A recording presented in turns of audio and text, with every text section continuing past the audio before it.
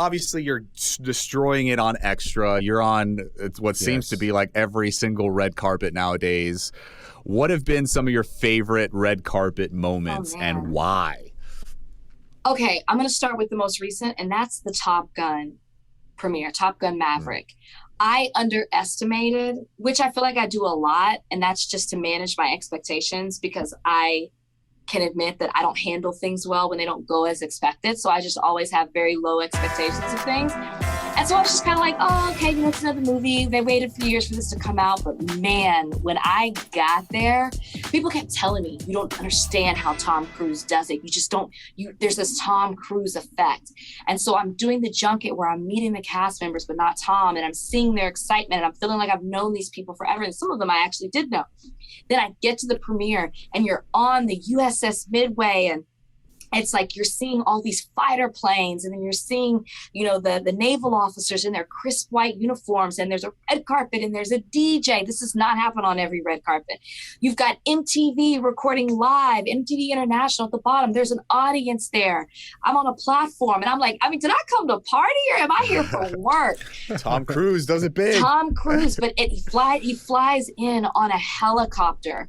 He flies the helicopter, lands it there, gets out to do his own premiere. It was just such an incredible experience. And they're not all like that, but that was truly a moment.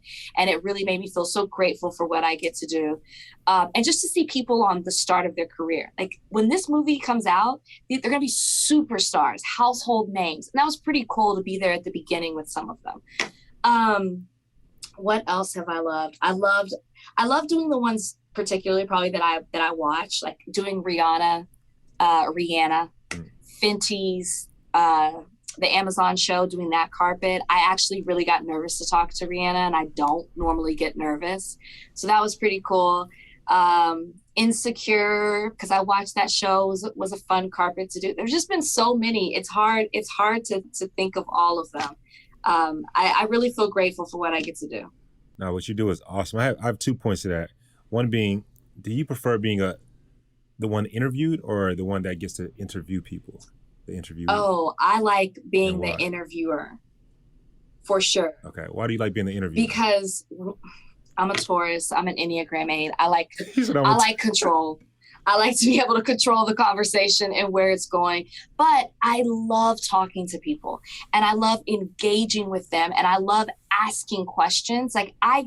When I was doing my book tour, I was sick of me. I was sick of myself. I don't like necessarily always talking about myself. I love to learn about other people. I love to experience them.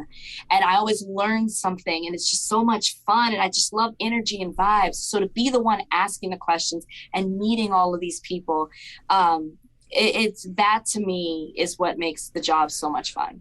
I'm really glad that you said that because I find that so many people have said, oh, this person's full of themselves, this person's full of themselves, when truly they're just trying to promote what they have going on because this is technically our job versus working as a law clerk or someone that's an accountant or someone that's a financial advisor per se. This is how we do our job. And so I really like that you said that.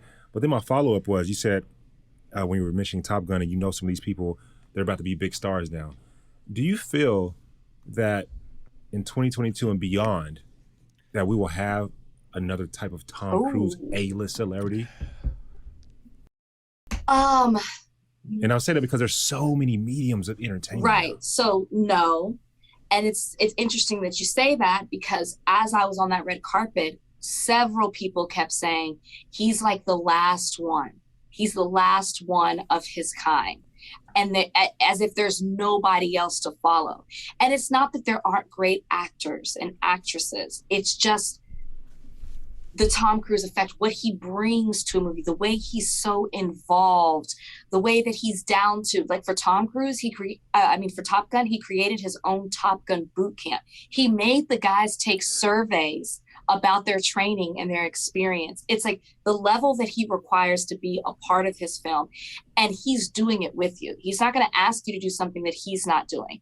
So you understand why he has MI7, MI8, you understand why there's so many. You understand the magnitude of what he's doing, that just like I don't know anybody else who's doing that or who wants to do it in that way. He's flying these planes. I kind of feel what you guys are saying. Like there's not going to be somebody that's larger than life. Like back in the day, Right. the Cruise, the Schwarzenegger, the Stallones, where they were just like these huge action heroes. And dare I say the And- Will Smiths? Yes, you hey, could say Independence that. Day. But you know what it is too? Our actors, celebrities are so accessible now because of social media. And so that's the change of it. Tom Cruise is almost the last one of that era where it's like, we don't really know what he's doing in his personal life. I literally asked him, what do you do on a day off? And he told me this, walk a red carpet. And he was serious because he's always working. He's not caught. So there's still an illusion.